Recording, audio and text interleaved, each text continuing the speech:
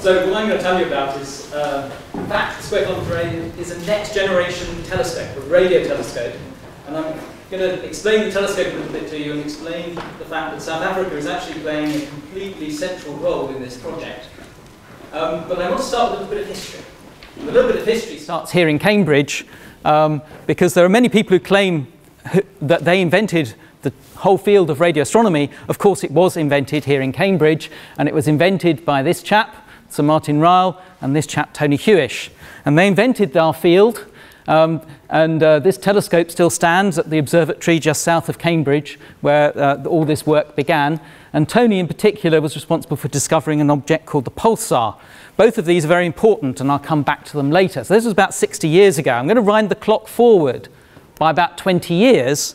And someone arrives in Cambridge. His name is Bernard Phaneroff, or Bernie. Here he is. This is a recent picture. This wasn't him as a research student.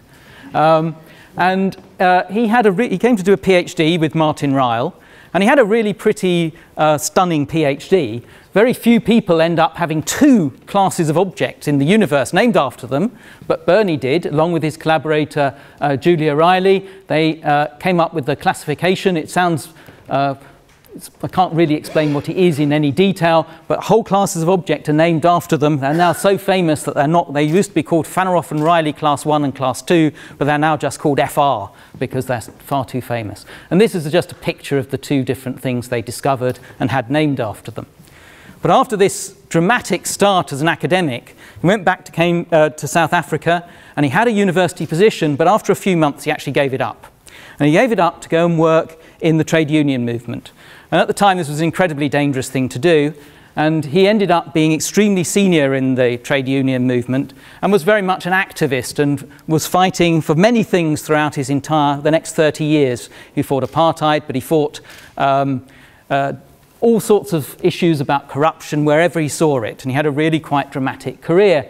And he ended up in holding a very senior post in Mandela's first government. He actually ran the Office for Reconstruction and Development. So a very interesting chap, Cambridge graduate, and then, well, I'll come back to that perhaps in a bit.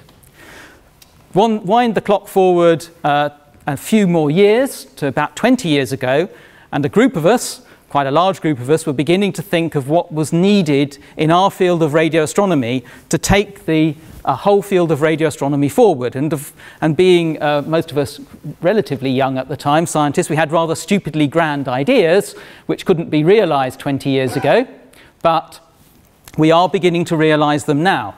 And that's this new project called the Square Kilometre Array.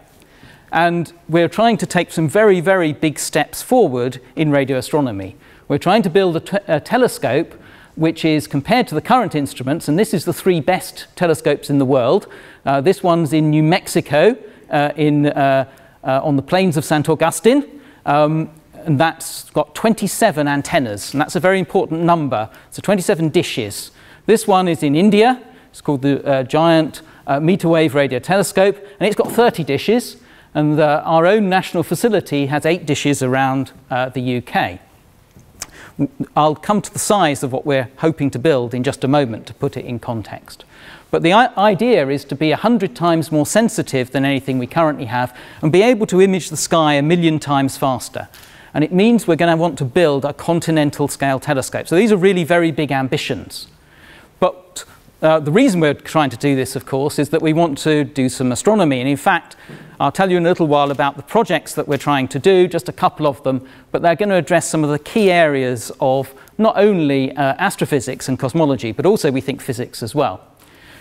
Excitingly, it builds on the techniques we developed here in Cambridge, but it's also a very, very demanding technology project.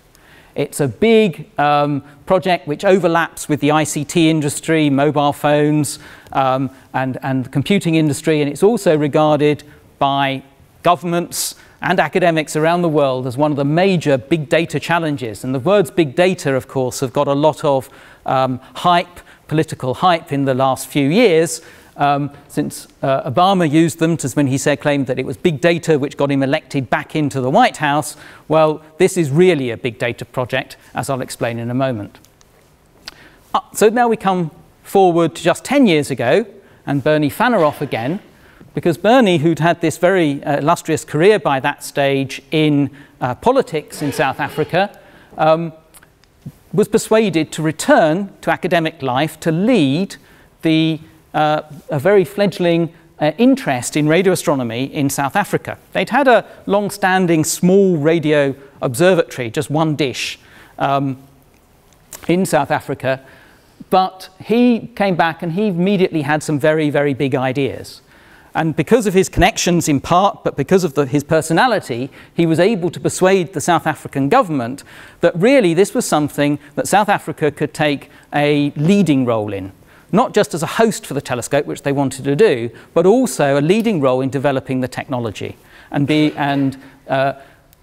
play, therefore, a major part in this exciting next generation world project. And to do that, he immediately began building up a very, very strong team of engineers, and I'll come back a little bit back and talk about that a bit later. But he also had a wider vision, and his wider vision was to use this project as a way of really developing a very large upskilling program, not just in South Africa, but across Southern Africa. So what is the telescope going to be? Well, I'm now cutting right forward to the current day, and after a long and quite at times tortuous set of discussions, we decided where we were going to build this telescope. And in fact, we're going to build the telescope in both South Africa or Southern Africa and Australia. I don't have time to go into all of the reasons, some of them political, for that decision. But in South Africa, it's going to go into the Karoo Desert, and in Australia, it goes into the desert in Western Australia.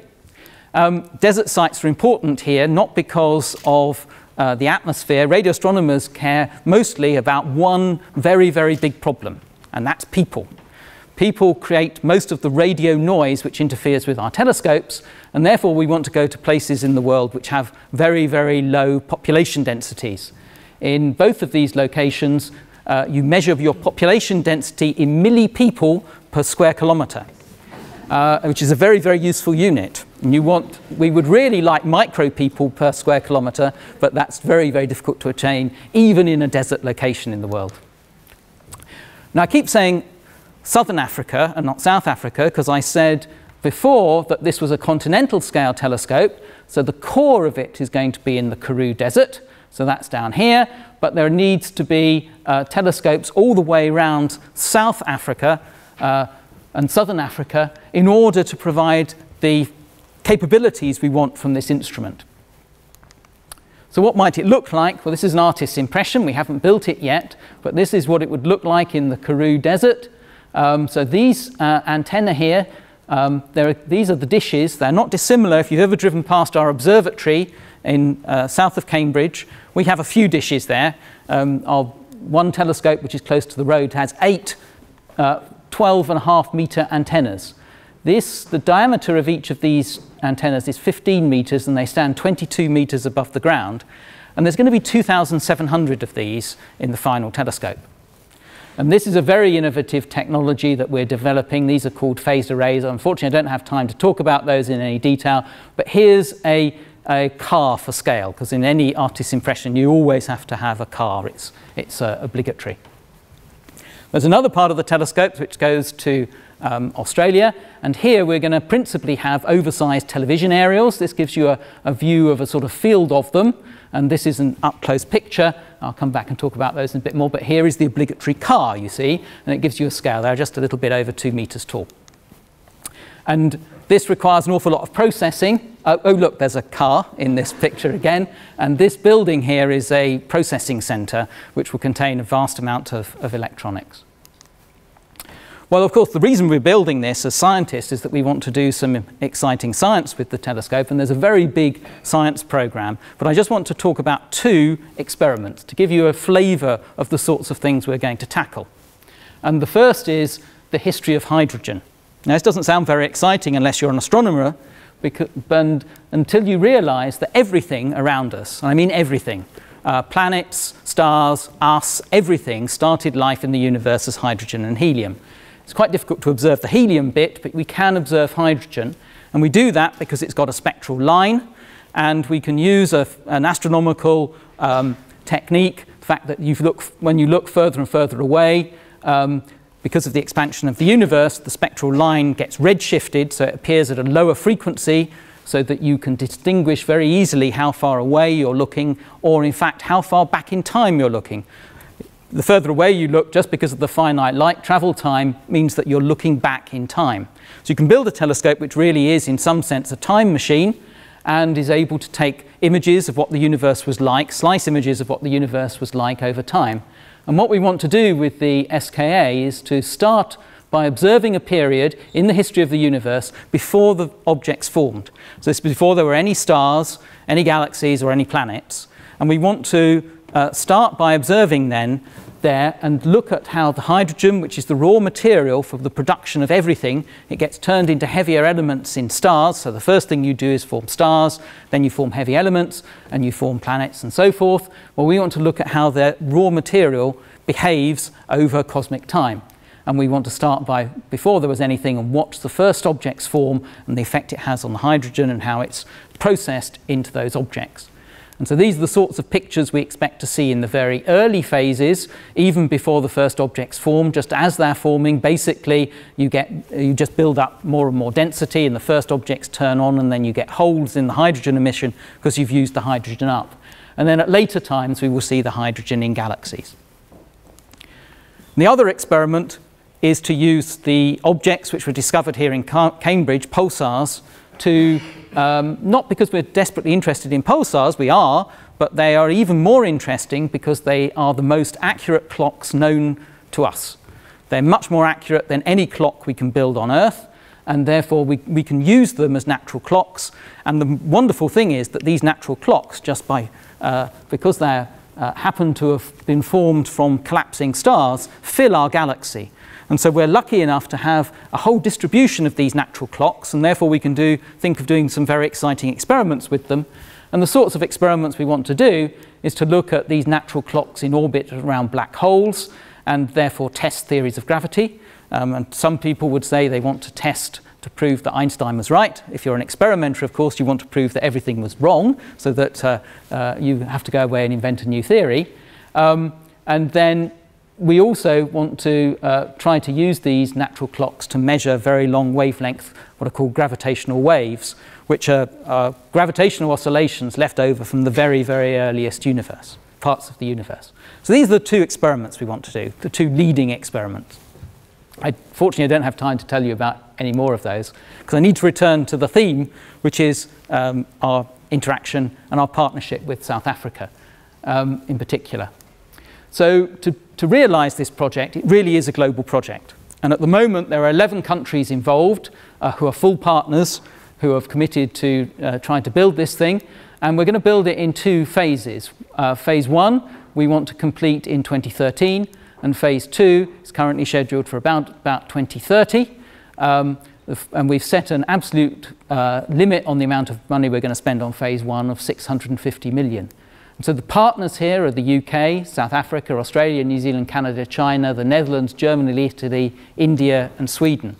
And out of these, the UK, South Africa, and Australia are what are called the hosts. So the telescope goes to Australia and South Africa, and then Southern Africa. So the countries shown in red here are the ones where we expect early-ish deployment of the telescope in Southern Africa. And the UK is going to be the global, we're hoping will be the continuing, it's currently the global headquarters, and we hope it will continue to be the global headquarters going forward. Now what we're doing at the moment is the detailed design. And you will remember that I mentioned Bernie's ambition, which was that South Africa should be leading the technology as well as acting as a host, and they are. So one of the big challenges I've already mentioned is big data, and this happens to be one that I'm very interested in, so I'm leading all of the design work for the software and computing. But it's a very big collaboration, and the collaboration includes Cambridge, it includes two groups in South Africa who are playing very leading roles. So that's a group called SKA South Africa, which is their team that they've set up to do this, but also their high-performance computing centre run by Happy Sithole, who I'll come back to in a moment, which is also leading a lot of the design work. And then the other major contributors here to this aspect of the project are from the Netherlands. And it's a big data problem because it really is a large volume of complex data. The amount of data that we have to analyze is really quite scary. We'll be transporting in 2020 something like 20,000 petabytes a day, or 200 times the entire email traffic of the world will be transported around our telescope. That's the annual email traffic of the world at the moment. We will be having to process about 100 petabytes of data a day. And that's going to require a very large computing system, which is right at the cutting edge. And by 2028 or 2030, those numbers go up by about a factor of 100. So that means by 2020, we're looking at a machine of 300 petaflops. And that number might not mean very much to you until you realize that today, the fastest machine is around about 35 petaflops in the world. And by 2028, we're looking for something which is around about 100 times that. So this is a very big, challenging ICT project. And the South African team, led by Jasper Horrell, is really playing a major role in that. The other thing they're doing, though, is actually designing. They are leading a worldwide consortium to design one of the antenna technologies. And this is not an artist's impression. This is a telescope which has just been completed 3 months ago in the Karoo Desert. It's the first telescope. It's a test. It's going to be a test facility, but it's also part of a sort of precursor of a small number of antennas which are going to be put on the ground quite quickly. This is 22 meters high, but they went out, especially at night, with some very nice lighting effects to make a very beautiful image of this. And here's some of the deployment team who actually made this thing happen on the ground and actually got it deployed. And the South African engineers actually did this design.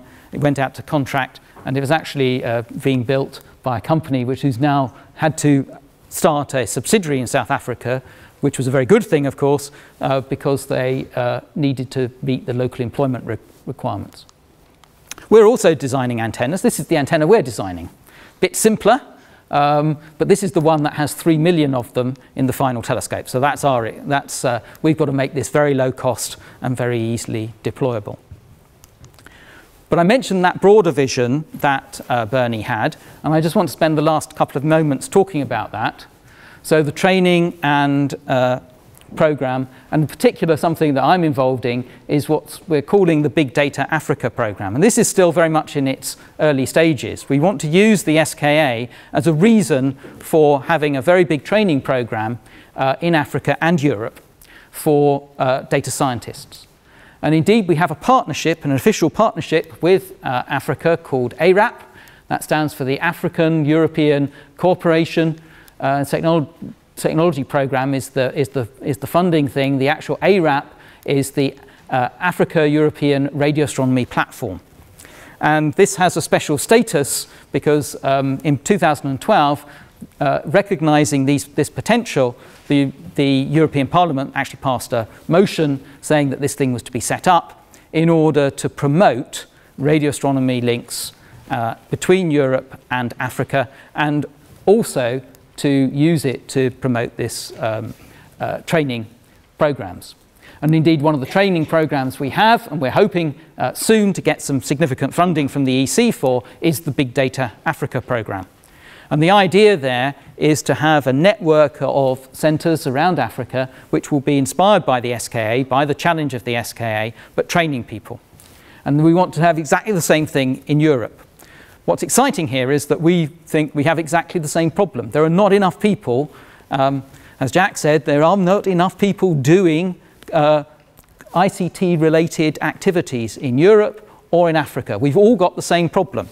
And therefore, we have a really exciting opportunity to all start together right from the ground. And that's what this program is all about. It's a joint program right from the off and meeting the needs in Africa and Europe. And Cambridge has been involved in some early stages with this. This chap here is someone who you probably don't know, but he's one of us. He's called Paul Cavendish. He's the head of our high-performance computing service here in Cambridge. And this, he's standing next to Happy Sitole, who's the head of the High Performance Computing Service in South Africa. And the two of them came up with an extremely exciting program, which they've been working on, which is that, so what they were doing here is this picture was taken when they were upgrading the high performance computer in Pretoria. And they had the great idea of, well, if you've got a cutting edge system, you upgrade it every 2 or 3 years these days because of the cost of power. And this is something that we've been very good at trying to do, build low power computers in Cambridge. This is actually ours in Cambridge, which we helped design and Paul built. It's called Wilkes, named after one of our great computer scientists, of course, in Cambridge. And this machine last year was the second greenest computer on Earth, greenest supercomputer on Earth. The idea is that as you upgrade these machines, you've got a lot of kit which is only 1 or 2 years old, and why not use that for training purposes? And that's what they did. So when they took apart the HPC system in Pretoria, they travelled actually only to Botswana at the moment, and they took racks of that, complete racks, working system, and took it to 1 or 2 locations in Botswana to set up training sites, which is a really good thing to do with old computers. Of course, it's not really sustainable because people actually have to pay more power. So this is not something you'd want to do forever, because you're getting our casts off is not the best thing to do, but it's a start. Now, just wanted to mention one other collaboration which is in this area as well. Being an astronomer, or being a scientist in general, we can never wait. So 2023 seems an awfully long way away to get data. So we're in fact also involved in another telescope project called HERA, and another one called PAPER. PAPER actually really exists, so this is actually a picture of the Karoo with real radio telescopes working now in it, and we are a partner in that telescope, and we're just literally starting the design for this new one, HERA. This is a much smaller project than the SKA, and we're hoping to get this completed and the science done by 2018, and this is a collaboration between Berkeley, ourselves, SKA South Africa and MIT.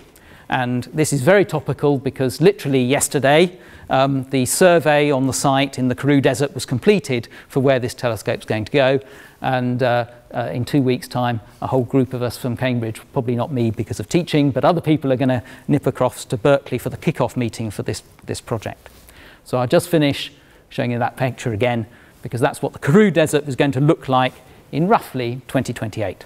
Thank you.